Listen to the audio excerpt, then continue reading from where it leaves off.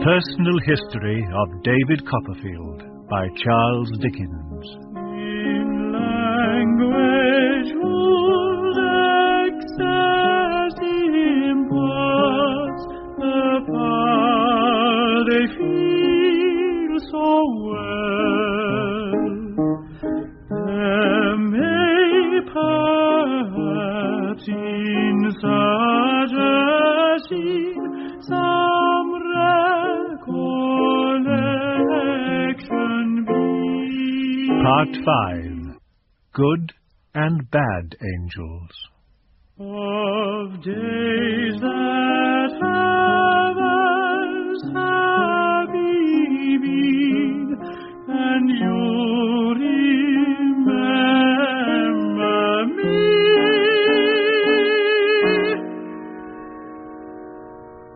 And you remember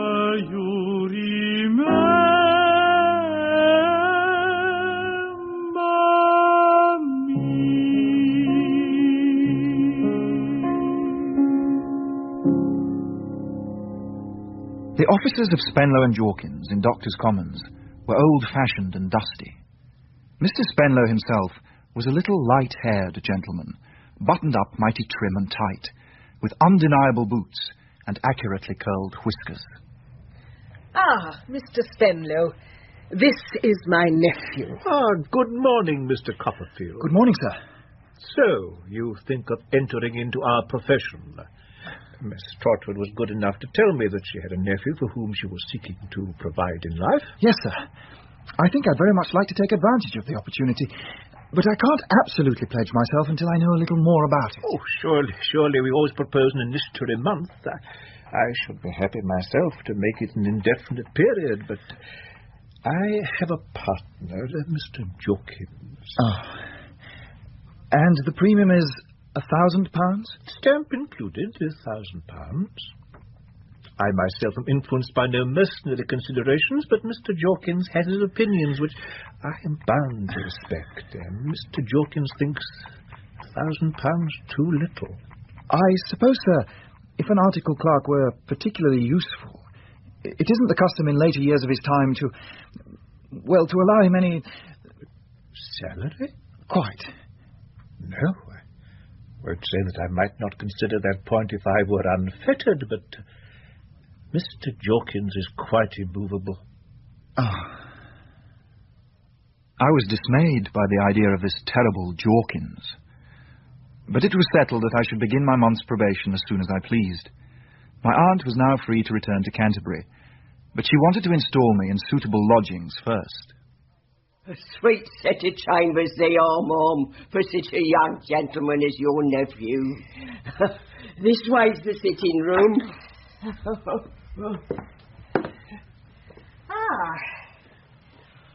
Is this the last occupant's furniture, Mrs. Croft? Yes, it is, Mum.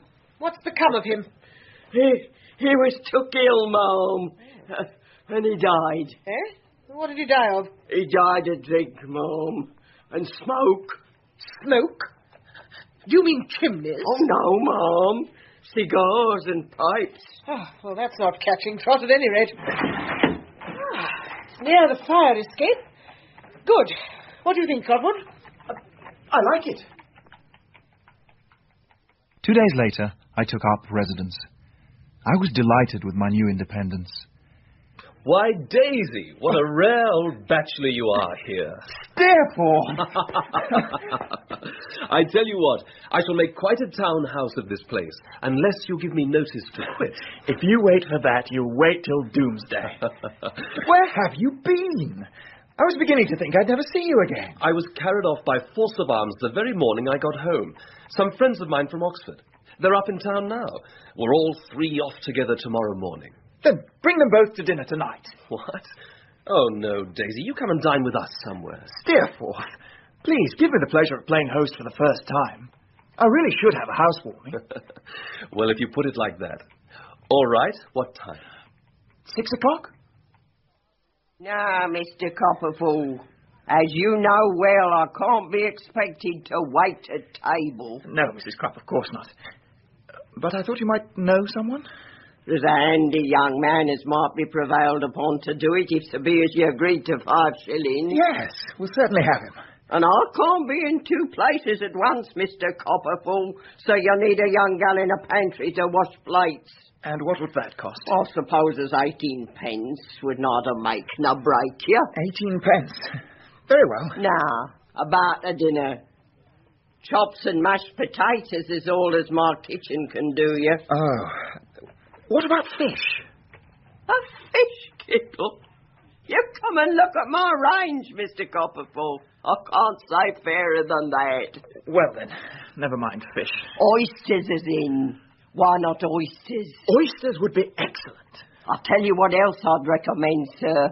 A pair of hot roast fowls But I thought from you the said- pastry cooks. A dish of stewed beef and vegetables from the pastry cooks. 2 little corner things as a raised pie and a dish of kidneys. From the pastry cooks. That's right, sir. Then a tart and a shape of jelly from the pastry cooks. And that'll leave me at liberty to concentrate my mind on the potatoes and to serve the cheese and celery as I could wish to see it done. I gave instructions to the pastry cooks myself and put in an extensive order to a wine merchant's in Covent Garden. The dinner went quite well. Steerforth exerted himself brilliantly, and I soon recovered from my first shyness. There were, however, a few unexpected difficulties. Good heavens, Copperfield. That's the 5th time. You won't have a plate left fit to eat off. It's the young girl. Mrs. Crop recommended her. But do you know, I don't think she's ever waited at table before. I began being singularly cheerful and light-hearted, and passing the wine faster and faster. That was to prove my first mistake. More wine, Steerforth? Oh, that's the end of the bottle. Open another, will you? Delighted, Daisy. Granger, your glass. Thank you, Copperfield. Ah, gentlemen, raise your glasses. I wish to propose a toast. Steerforth is my dearest friend, the protector of my boyhood, the companion of my prime. I owe him more than I can ever repay. I admire him more than I can express. I give you Steerforth. God bless him. Steerforth! God bless him! Steerforth, you're the guiding star of my existence. Now, gentlemen, I will give a toast to woman. No, that's not respectful. To the ladies. A man isn't to be dictated to like that, Copperfield. Yes, a man is. A man isn't to be insulted. No, you're right. Never under my roof. The laws of hospitality are sacred. You're a dash good fellow, Copperfield. Your health! To Copperfield! Copperfield! Have a cigar! Thank you. I will. That was my second mistake. Oh, Copperfield. Why did you try to smoke? You should have known you couldn't do it. Daisy? Yes? We're going to the theatre. Are you coming? Good idea. And that was my last and worst mistake. Please excuse me. Oh, do forgive me. Trotwood! Agnes! Lord bless me. Agnes! Trotwood, go home. Agnes, aren't you well? Listen to me. Go away now, for my sake. Ask your friends to take you home. Agnes, why? Please, for my sake. I was angry with her, but I did as she asked. Somehow or other, I stepped straight out of the theatre into my bedroom, where Steerforth was helping me to undress and discouraging me from opening another bottle of wine. There we are, Daisy. I'll put your coat on the chair. What's the matter with my tie? Confoundedly obstinate, isn't it? Allow me. Thanks. Let's open another bottle. Another time, my friend. Another time. Perhaps you shouldn't go to bed with your shoes on. And then... Oh, what an agony that night was. The bed was a rocking sea. My mouth was parched, my tongue the bottom of an empty kettle, furred and burnt, and my hands hot plates of metal. But that was nothing to the shame I felt next day. What had I done? What had I said? I couldn't remember. All I knew was that Agnes had been there and had seen me. The room was full of dirty glasses and smelt of smoke, and Mrs. Krupp, no doubt with the best intentions, brought me a basin of mutton broth, dimpled all over with fat. I made it specially, sir. Thank you, Mrs. Krupp. Put it on the side table. Oh, you should take it out, sir. And there's a letter. Come by hand. A letter? Oh, yes. Thank you. My dear Trotwood. My dear Trotwood, I am staying at the house of Papa's agent, Mr. Waterbrook, Ely Place, Holborn. Will you come and see me tomorrow at any time you care to appoint? Ever yours affectionately, Agnes. Well, is there any answer, sir?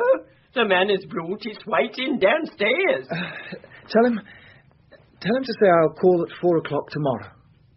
Trotwood! Oh, Agnes, I'm sorry. I'm so sorry. I almost wish I were dead. Goodness, Trotwood, don't be so unhappy. You're not angry? No. Oh, Agnes, you're my good angel. Always my good angel. If I really were, there's one thing I'd set my heart on. What's that? On warning you against your bad angel. If you mean Steerforth, I do. Then you do him wrong. He's no one's bad angel. He's my guide, my support, and my friend. It's unjust and unlike you to judge him by what you saw of me the other night. I don't judge him by that. By what, then?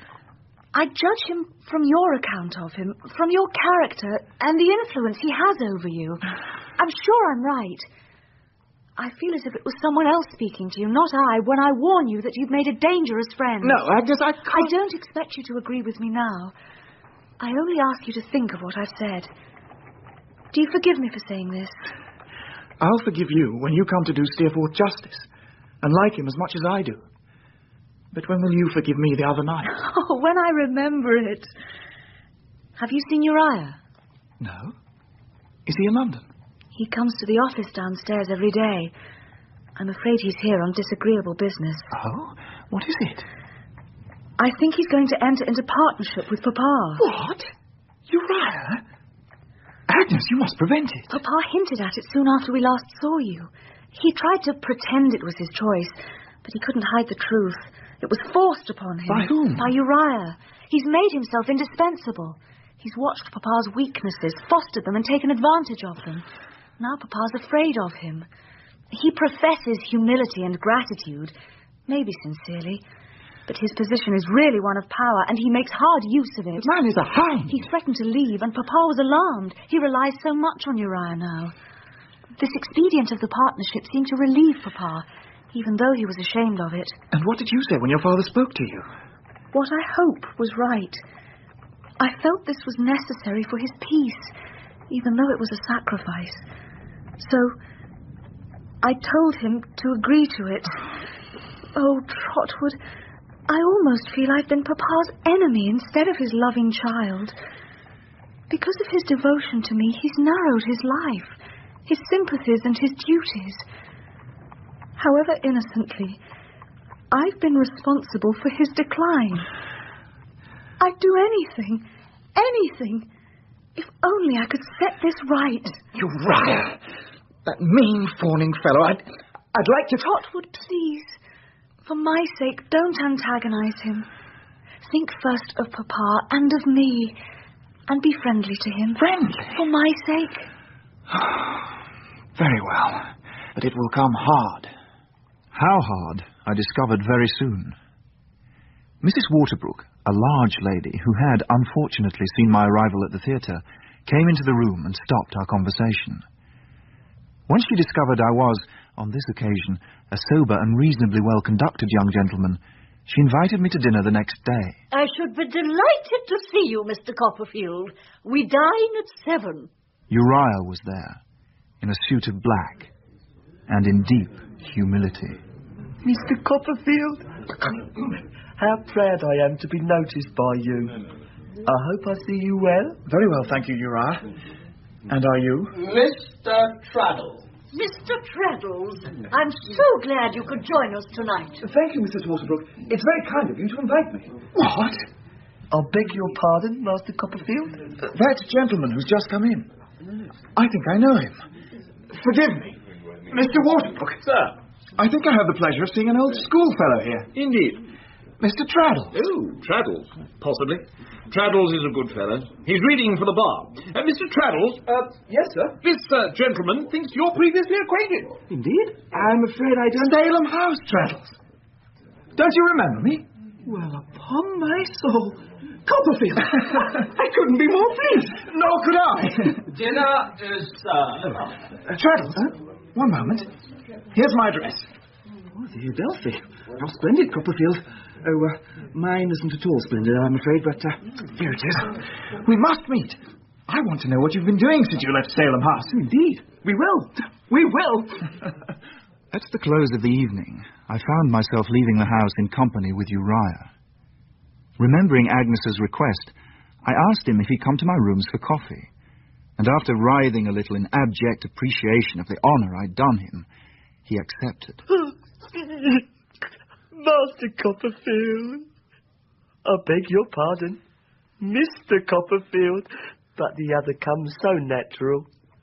To see you waiting on me is what I never could have expected. One way and another, so many things happen to me which I never could have expected. I am sure in my humble station that it seems to rain blessings on my head. You have heard something, I dare say, of a change in my expectations, Master Copperfield. I should say, Mr. Copperfield. Yes, something. I thought Miss Agnes would know of it.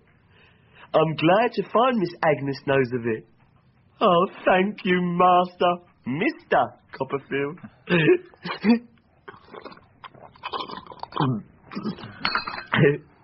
Don't you remember saying to me once that perhaps I should be a partner in Mr. Wickfield's business, and perhaps it might be Wickfield and Heep? You may not recollect it, but when a person is humble, Master Copperfield, a person treasures such things up. I remember talking about it, though I certainly didn't think it very likely. Oh? Who would have thought it likely, Mr. Copperfield? I'm sure I did it myself. I recollect saying with my own lips that I was much too humble. But the humblest persons may be the instruments of good. I'm glad to think I've been the instrument of good to Mr. Wickfield. Oh, what a worthy man he is. But how imprudent he's been. I'm sorry to hear it, on all accounts. Decidedly so, Mr. Copperfield, on all accounts. Miss Agnes is above all. I remember how you said one day that everybody must admire her, and how I thanked you for it. You have forgot that, I have no doubt, Master Copperfield. No. Oh, how glad I am you haven't. To think that you should be the first to kindle the sparks of ambition in my humble breast, and that you've not forgot it. Oh, would you excuse me asking for a cup more coffee? Of course. So, Mr. Wickfield, who's worth 500 of you, or me, has been imprudent, has he, Mr. Heep? Oh, very imprudent indeed, Mr. Copperfield. Oh, very much so. But I wish you'd call me Uriah, if you please. Like old times. Well, Uriah. Thank you. Oh, thank you, Master Copperfield. It's like the blowing of old breezes or the ringing of old bells to hear you say, Uriah. I beg your pardon? Was I making any observation? About Mr. Wickfield. Oh, yes, truly. Great imprudence, Master Copperfield. It's a topic I wouldn't touch on to any soul but you. Even to you I can only touch upon it and no more. If anyone else had been in my place during the last few years, by this time he would have had Mr. Wickfield, oh, What a worthy man he is, Master Copperfield, too. Under his thumb.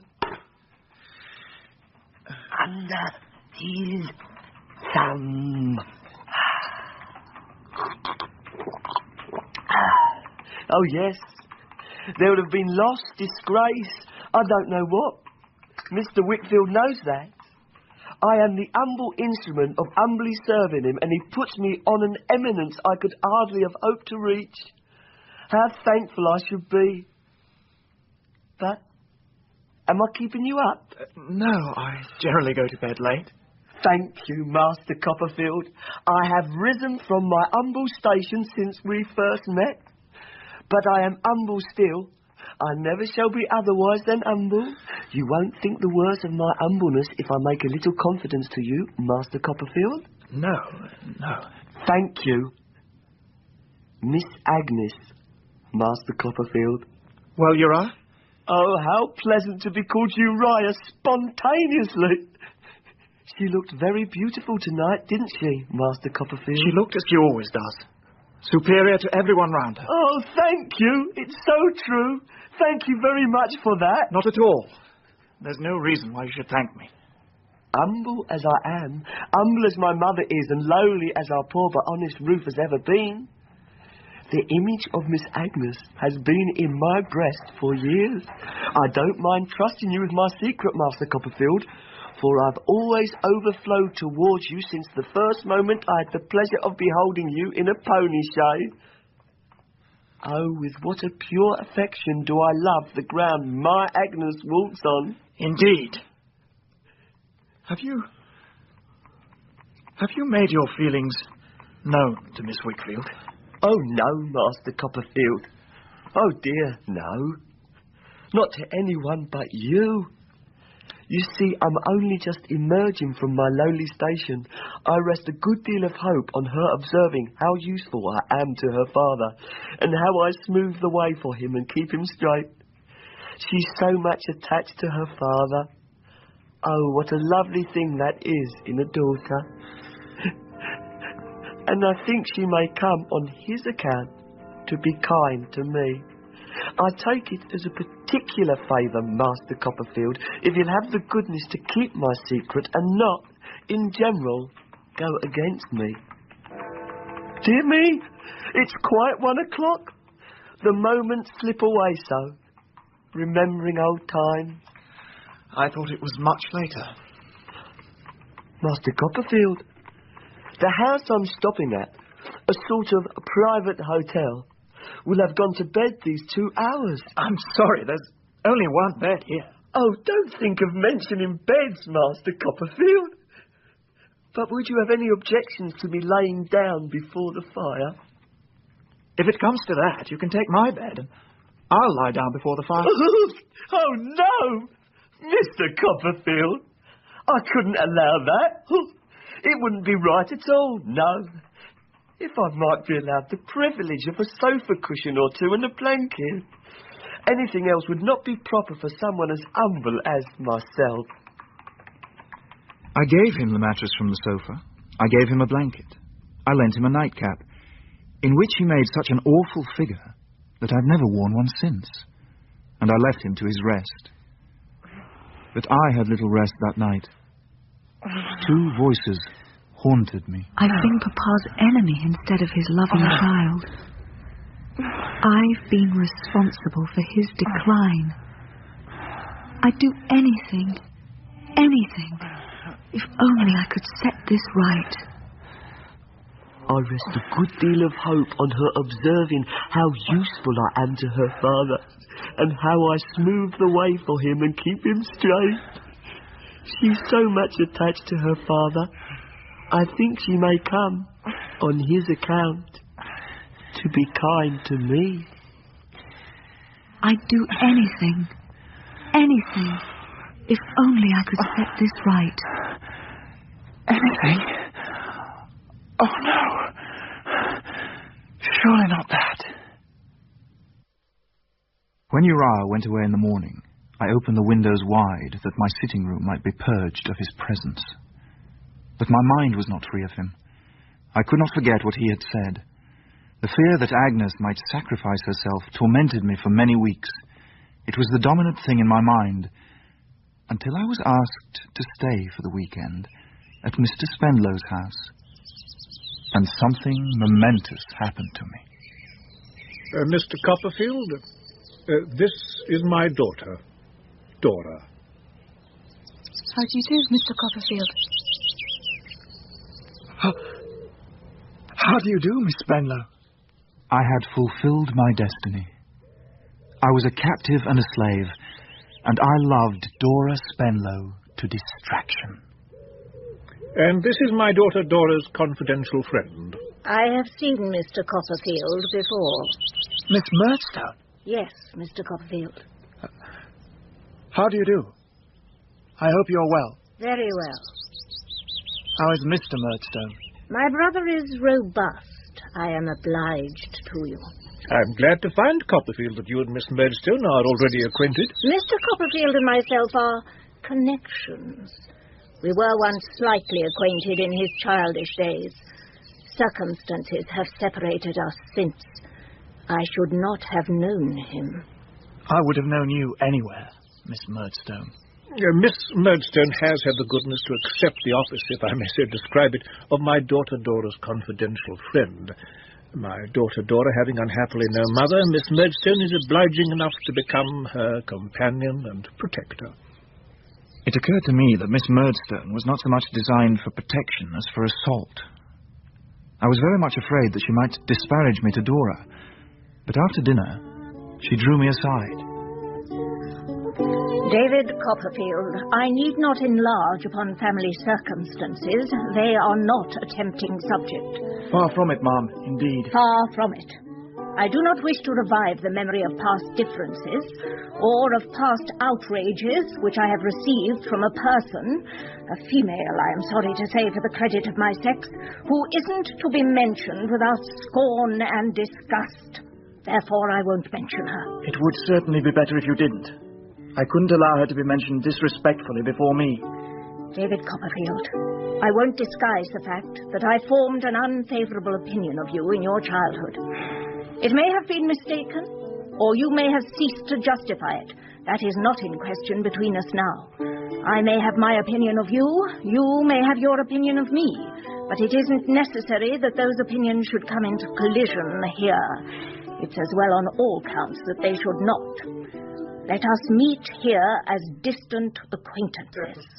Charming, my dear. I believe now it is quite unnecessary for either of us to make the other the subject of remark. Do you approve of this? Miss Murdstone, I think you and Mr. Murdstone used me very cruelly and treated my mother with great unkindness. I shall always think so as long as I live. But I quite agree in what you propose. Miss Spenlow, pray sing that song again. Very well.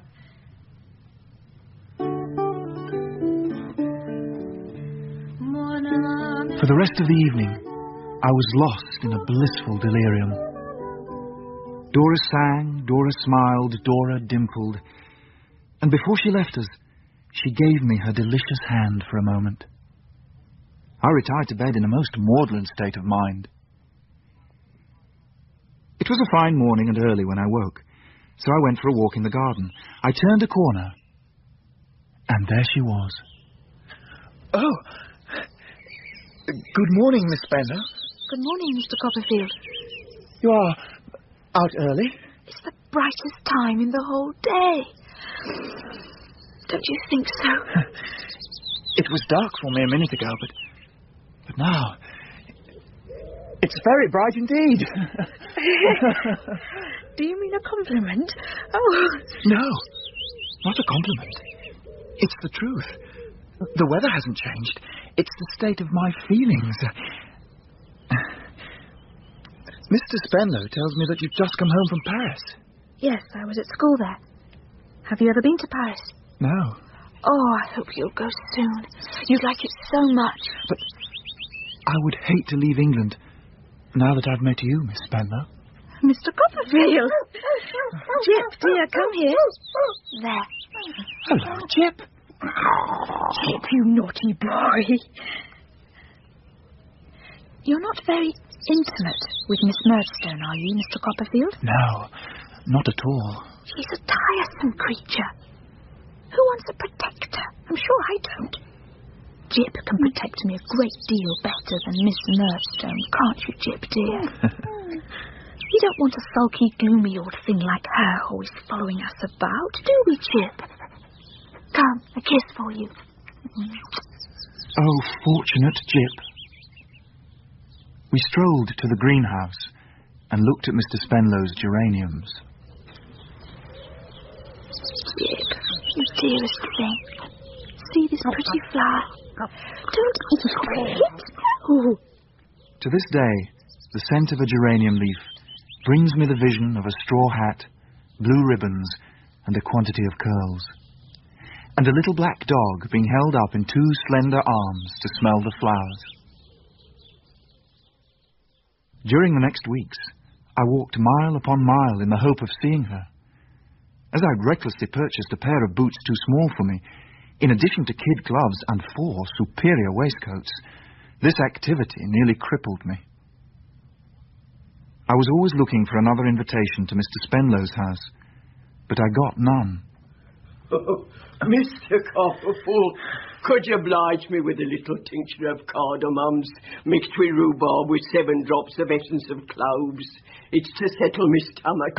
I'm afraid If you've not such a thing by you, a little brandy is the next best thing. It's not so palatable to me, but it's the next best.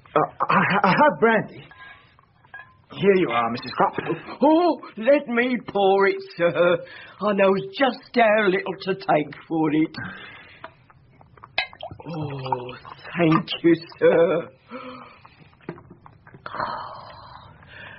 Cheer up, Mr. Copperfield. I can't bear to see you so. I'm a mother myself. I know what it is. What it is? There's a lady in a case. Mrs. Crop. Oh, keep a good heart, sir. Never say die. If she don't smile on you, there's many as will. You're a young gentleman to be smiled on, and you must learn your value, sir. What makes you suppose there's any young lady in the case? Sir, a young gentleman may be over-careful of himself, or he may be under-careful of himself. He may brush his hair too regular, or too unregular. He may wear his boots too large for him, or too small. But let him go to which extreme he may, there's a young lady in both of them. The gentleman which died here before yourself fell in love with a barmaid and had his waistcoats taken directly, though much swelled with drinking. Mrs. Crop, please don't connect the young lady in my case with a barmaid. Mr. Copperfield, I'm a mother myself, and not likely. I think I'll take a few drops more.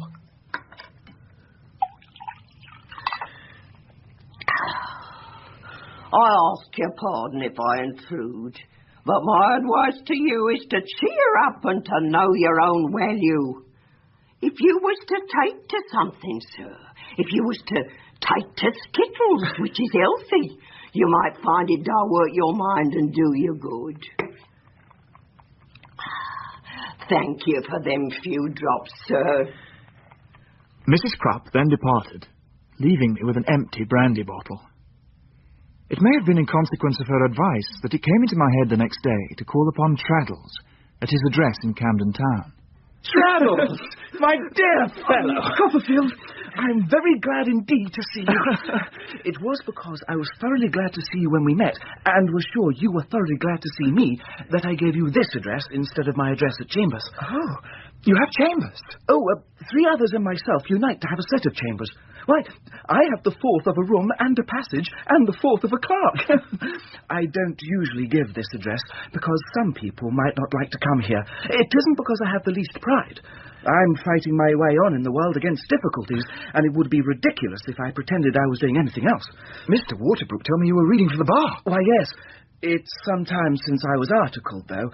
That £100 was a great pull. I remember you so well at school. In that That sky blue suit you used to wear. Oh, Lord, so I did. Those were happy times. Do you remember our suppers in the dormitory? And do you remember when I got caned for crying about Mr. Mell? Old Creakle. Oh, I'd like to see him again, too. He was a brute to you. Was he? Well, perhaps he was, rather. But it's all over long ago. Weren't you brought up by an uncle? I seem to remember Yes, I was. He made me his heir, but he didn't like me when I grew up. He said I wasn't at all what he expected. And so he married his housekeeper. What did you do? I didn't do anything. Then he died, and she married a young man, and so I wasn't provided for. Did you get nothing? I got £50. I entered myself as a law student, and that ran away with most of it. But little by little, and not living high, I managed to scrape up £100 at last, though it certainly was a pull. Well done, Traddles. Now, Copperfield, you're so exactly what you used to be, with that agreeable face, that I shan't conceal anything. I am engaged. Engaged? Why, I congratulate you. She's a curate's daughter, 1 of 10, in Devonshire. She's the dearest girl. I dare say ours is likely to be a long engagement, but we always say, wait and hope. She'd wait, Copperfield, till she was 60, or any age for me. Oh. In the meantime, I get on as well as I can. In general, I board with the people downstairs, who are excellent company. Mr. and Mrs. Micawber have seen a great deal of life. Mr. and Mrs. Micawber? Yes? But I know them well. Good heavens, do you really? Oh, I beg your pardon, Mr. Traddles. I was not aware that there was any individual alien to this tenement in your sanctum. How do you do, Mr. Micawber? Sir, you are exceedingly obliging. I am in status quo. And Mrs. Micawber? She is also, thank God, in status quo. And the children? I rejoice that they are likewise. Oh, but is it possible? Have I the pleasure of again beholding Copperfield? You have. My old acquaintance. Welcome. Oh, my dear, here is a gentleman in Mr. Traddles' apartment whom I wish to have the pleasure of presenting to you. Good heavens, Mr. Traddles, to think that I should find you acquainted with a friend of my youth, the companion of earlier days. Mrs. Micawber is, I rejoice to say, once again in an interesting, though delicate, state of health. My dear, here is a gentleman of the name of Copperfield who wished to renew his acquaintance with you. Why, Mr. Copperfield. Oh, Emma, my dearest. Oh, water, Mr. Traddles, water. I fear I was too precipitate after such a lapse of time. She soon revived, I'm glad to say. And before I left, I appointed a day on which I should entertain both the Micawbers and Traddles to dinner. In the meantime, I lived on coffee and thoughts of Dora. I was determined not to repeat the extensive preparations of my first disastrous dinner party. I provided a pair of soles, a small leg of mutton, and a pigeon pie. At first, Mrs. Crupp refused to have anything to do with them, but finally we reached a compromise, and she agreed to cook on condition that I dined from home for a fortnight afterwards. I laid in the materials for a bowl of punch to be compounded by Mr. Micawber. I laid the cloth with my own hands and awaited the result with composure. My dear Copperfield, this is luxurious. This is a way of life which reminds me of the period when I was myself in a state of celibacy, and Mrs. Micawber had not yet been solicited to plight her faith at the hymeneal altar. He means solicited by him, Mr. Copperfield. He cannot answer for others. My dear, I have no desire to answer for others.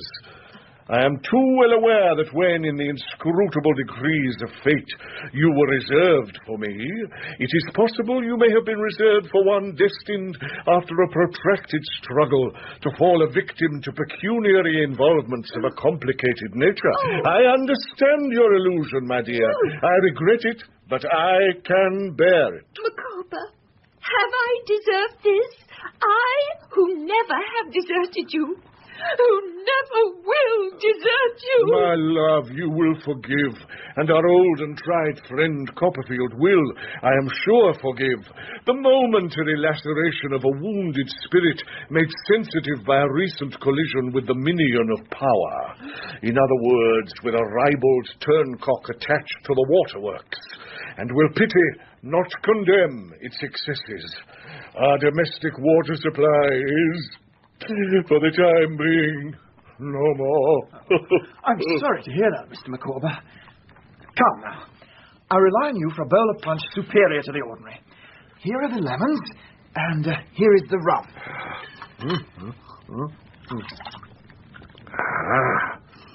A little more rum is required, I think. I assure you, Copperfield, I am not in the thrall of the demon, but I am of the opinion that in order that the flavour should be at its finest, a little more rum is required. And, my love, the juice of another lemon. Oh. Mr. Copperfield. Your mutton. Thank you, Mrs. Krupp. I'm afraid something's happened to the mutton. Accidents happen, my dear Copperfield. It appears to have fallen into the ashes. But it's not even cooked. If you will allow me to take the liberty of remarking that there are few comestibles better in their way than devilled mutton, I believe we could accomplish a good one if you could produce a gridiron, and this little misfortune could be easily repaired. There was a gridiron in the pantry, on which my morning bacon was cooked. We had it out in a twinkling. Traddles cut the mutton into slices. There you are, Copperfield. Mr. Micawber seasoned them. Mustard, salt, Copperfield, you have cayenne. I put the slices onto the gridiron, turned them with a fork, and took them off under Mr. Micawber's direction, while Mrs. Micawber heated and continually stirred some mushroom ketchup in a little saucepan. When we had slices enough done to begin upon, we fell to.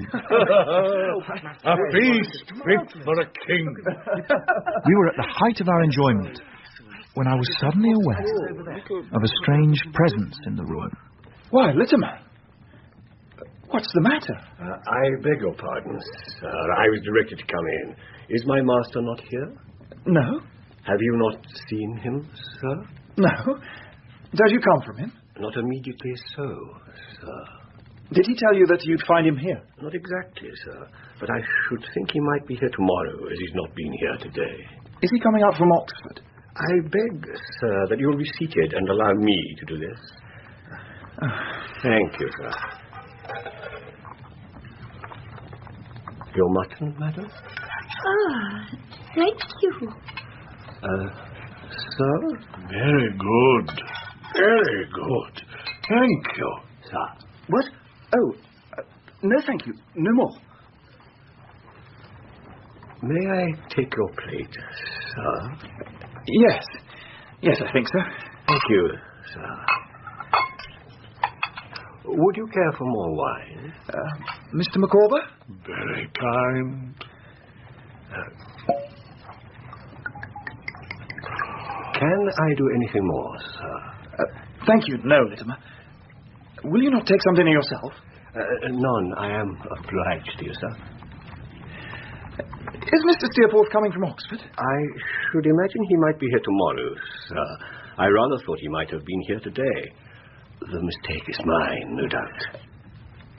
Littimer? Sir? Did you stay long at Yarmouth? Not particularly so, sir. You saw the boat completed? Yes, sir. I remained behind on purpose to see the boat completed. I know. Mr. Steerforth hasn't seen it yet, I suppose. I really can't say, sir. I think... but I really can't say. I wish you good night. Good night. Good night, Littimer.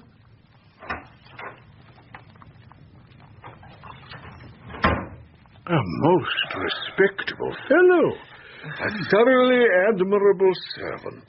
But punch, my dear Copperfield, like time and tide, waits for no man. It is at the present moment in high flavour. I drink to the days when my friend Copperfield and myself were younger and fought our way in the world, side by side. We twa ha run about the braes, and pooed the gowans fine. I am not exactly sure what gowans may be, but I have no doubt Copperfield and myself would frequently have taken a pull at them if it had been feasible. Now, my friends, a toast to the young lady, unknown, whom my friend Traddles has honoured with his affections. Her name is Sophie. To Sophie. Sophie. Oh, I'm very much obliged to you, and I do assure you, she's the dearest girl. And now, my dear friend Copperfield, our host, nothing will deprive me of the impression that he loves and is beloved. No, I assure you. Copperfield, I'm convinced of it. Come, be open with us. Well, then, I give you D. Oh, I knew it.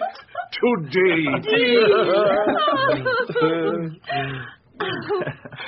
Micawber, our twins. We should return. The hour is late. Emma, my love, you recall me to my paternal duties. Copperfield, will you forgive us? We must not forget our innocent offspring. Of course. I understand. Mrs. Micawber, you're sure? Oh, thank you, Mr. Copperfield. Good night, my dear friend. May I congratulate you on a very convivial evening. A most delightful reunion. One moment. This letter. Read it at your leisure, my dear friend. Good night again. Good night. Good night, Mr. Copperfield. A splendid evening, Copperfield. Oh, wait a moment. Traddles. Mr. Micawber doesn't mean any harm, poor fellow. But if I were you, I wouldn't lend him anything. I haven't got anything to lend. You've got a name. Oh. Well, I'm afraid I've lent that already. For a bill? Yes. I hope there'll be nothing wrong about it. I hope not. I shouldn't think so, though. He told me only the other day that it was provided for. Oh, really? That was Mr. Micawber's expression. Provided for. Mr. Traddles! Coming! Good night, Copperfield.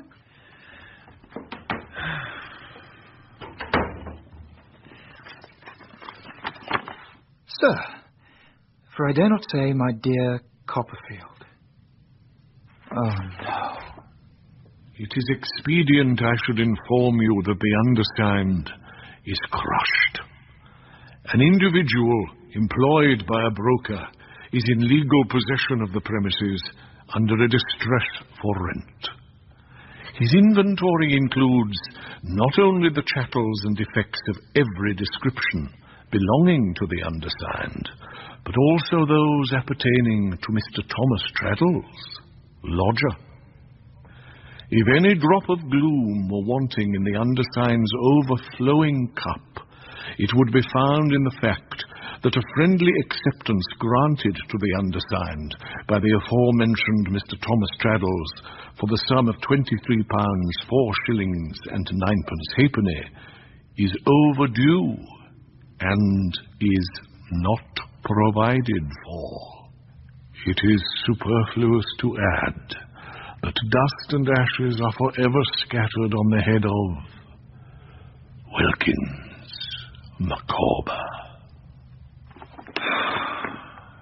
Poor Traddles. Why, Daisy! Have I detected you in another feast, you sybarite? Well, Are you dumbfounded? I'm so surprised. I didn't expect to see you. How are you, my bacchanal? Very well. I'm not at all bacchanalian, though I confess to another party of 3. You'll never guess who was one of them. No. Traddles. Thomas Traddles from Salem House. Oh, that fellow. Is he as soft as ever? Where the deuce did you pick him up? I met him at a dinner party. He's the best fellow in the world, Steerforth. I was very glad to see him again. Well, I'd have been glad to see him too, even though he was an odd fish. Daisy, can you give me anything to eat? Of course. There's a pie of sorts. Good. I'm devilish hungry. I've just come from Yarmouth. I thought you'd come from Oxford. No, I've been better employed. I've been seafaring. The remains of our feast. I wish it were more. Why, it's a supper for a king. Littimer was here earlier to inquire for you. He thought you'd be here. Well, then he's a greater fool than I thought him. Your health, Daisy. So, you've been at Yarmouth. Were you there long? No, a week or so. How are they all? Oh, I haven't seen much of them. Of course, little Emily isn't married yet. Not yet. Oh, by the by, I've got a letter for you. Oh? From whom? Your old nurse. Old what's-his-name's in a bad way. Barkis, you mean? Yes. It's all over with poor Barkis, I'm afraid. Here's the letter. Thank you. Yes. I'm afraid you're right. It's a bad job, but people die every minute. If we failed to hold our course because death was knocking at some door, the world would stop. No, ride on. Roughshod if you must, smoothshod if that'll do, but ride on. Ride on over all obstacles and win the race.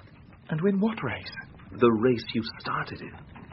I tell you what, Steerforth, if your high spirits will listen to me... They'll do whatever you like. Then I'll tell you what.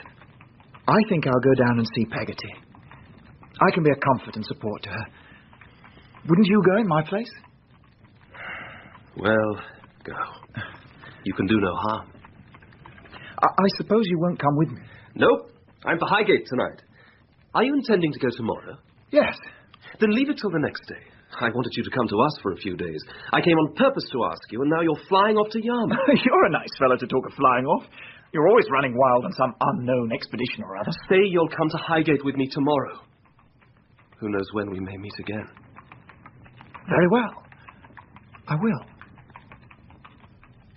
I mentioned to Mr. Spenlow in the morning that I wanted leave of absence for a short time. And I took the opportunity to ask after the health of his daughter. Sir, Yes? What is it, Copperfield? I hope Miss Spenlow is quite well. Yes, thank you. My daughter is very well. He replied with no more emotion than if he'd been speaking of an ordinary mortal. We arrived at Highgate in time for lunch. Mrs. Steerforth was pleased to see me. Rosa Dartle did not seem displeased, but I noticed that she kept a close and attentive watch upon me. I shrank before her strange eyes. When we all went walking in the afternoon, she closed her thin hand on my arm like a spring to keep me back, while Steerforth and his mother went out of earshot. Isn't he a little more remiss than usual in his visits to his blindly doting mamma? Yes. Miss Dartle, please don't think that I don't. I only ask a question. Then it's not so? Well, I'm glad to know it. It certainly isn't the fact that I'm responsible for Steerforth's having been away from home longer than usual. I haven't seen him for a long time until last night. No? Indeed, no. What is he doing? What? What is he doing? In what is that man Littimer assisting him, who never looks at me without falsehood in his eyes? I don't ask you to betray your friend. I only ask you to tell me. Is it anger? Is it hatred? Is it pride? Is it some wild fury?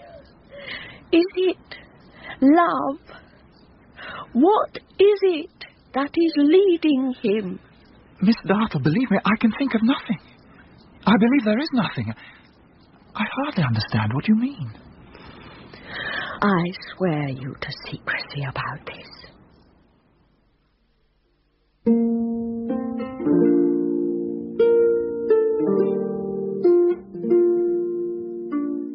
Rosa, dear Rosa, be kind for once and sing us that Irish song.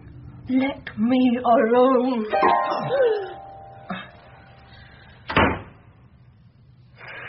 Well, have you ever seen such a fierce little piece of incomprehensibility? What has upset her? Oh, heaven knows. She is an edge tool. One should use great care in dealing with her. Well, it passed the time. It's late, I see. Yes, and I must leave early.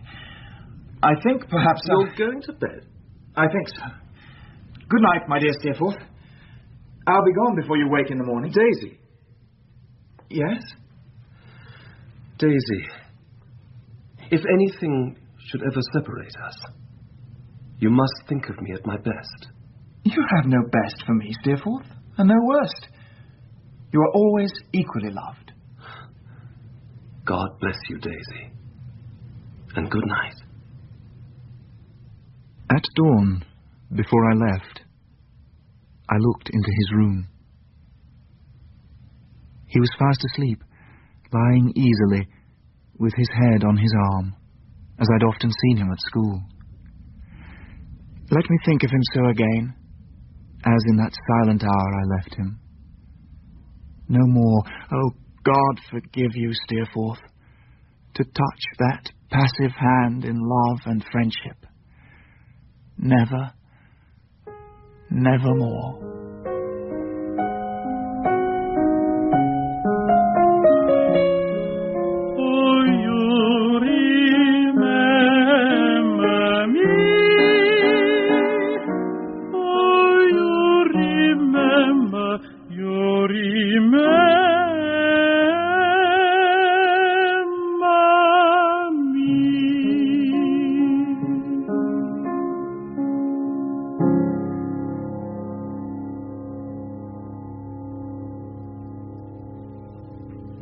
That was part 5 of David Copperfield from the novel by Charles Dickens. It starred Gary Cady, Harold Innocent, Sheila Hancock, Miriam Margolyes, Andrew Wincott, Jenny Howe, and Jane Whittenshaw, with Maria Miles, Mark Straker, Phil Daniels, Peter Penry Jones, Ronald Herdman, Norman Jones, and Pauline Letts. Also Clarence Smith, Alan Barker, Susan Sheridan, and Oriel Smith. The book was dramatised by Betty Davis, and the producer was Marilyn Imrie.